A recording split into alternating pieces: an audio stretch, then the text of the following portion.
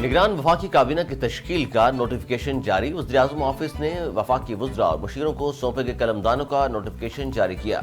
وزیراعظم انوار الحق کاکڑ کی جانب سے نگراں وفاقی کابینہ کا پہلا اجلاس آج طلب، امن و امان کی صورتحال و معیشت کا جائزہ لیا جائے گا۔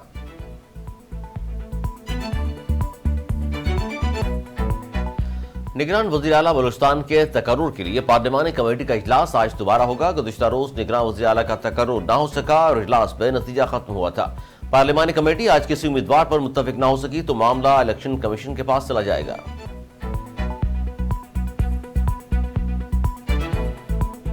بھارت کی آبی دہشت گردی جاری، نالہ ایک میں سیلابی ریلا چھوڑ دیا۔ سمڑیال نندو کی چیمہ کے مقام پر نالہ ایک میں طغیانی متعدد مقامات پر شگاف پڑ گیا۔ سینکڑوں ایکڑ پر لگی دھان، چارے، سبزی کی فصلیں تباہ ہو گئیں۔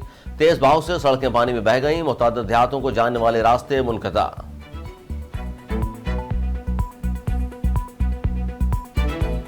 پیپلز پارٹی نے 90 روز میں ہی الیکشن کا مطالبہ کر دیا۔ فیصل کریم گنڈی کہتے ہیں پیپلز پارٹی چاہتی ہے 90 روز میں الیکشن ہو۔ اپنا موقف اتحادی جماعتوں کے سامنے بھی رکھیں گے۔ الیکشن کمیشن اپنا سٹاف بڑھا کر حلقہ بندیاں 2 ماہ میں مکمل کر لے۔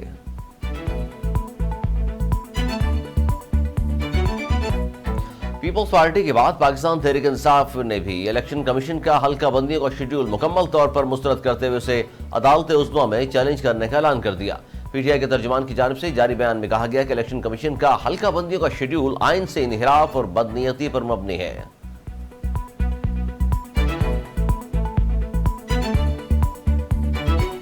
سربراہ عوامی مسلم لیگ شیخ رشید کہتے ہیں پیپلز پارٹی نے الیکشن 90 دن کے اندر کرانے کا مطالبہ کر کے سیاست میں ہلچل پیدا کر دی ہے۔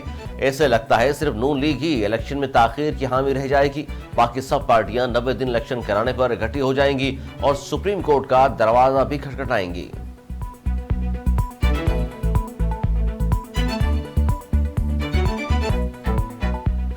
کراچی کے علاقے رونگی ٹاؤن میں فائرنگ سے پیپلز پارٹی کا مقامی عہدیدار امجد حسین جاں بحق ہو گیا۔ پولیس کے مطابق 2 موٹر سائیکلوں پر 5 ملزمان سوار تھے۔ 3 نے فائرنگ کی، مقتول کو 10 گولیاں ماری گئیں۔ نگراں وزیر اعلیٰ کی آئی جی سندھ کو قاتلوں کی گرفتاری کی ہدایت۔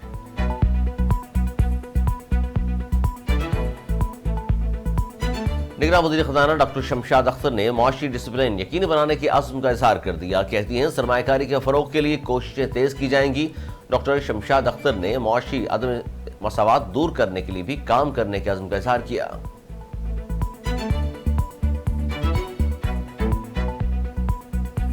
بین الاقوامی قوانین کے تحت چیئرمین پی ٹی آئی سمیت ہر قیدی کو انسانی حقوق حاصل ہیں۔ ترجمان امریکی محکمہ خارجہ ویدانت پٹیل کا واضح پیغام، کہا امریکہ پاکستان کی نگراں حکومت کے ساتھ مل کر کام کرنے کے لیے تیار ہے، متعدد امور پر نگراں حکومت کے ساتھ کام کے منتظر ہیں۔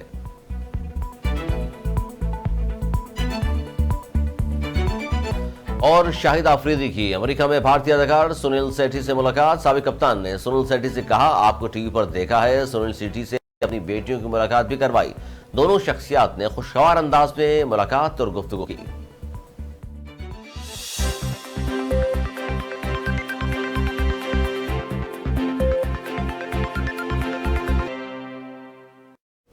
ہیڈ لائنز آپ نے ملاحظہ کی، خبروں کی تفصیل اس بریک کے بعد ہمارے ساتھ رہیے۔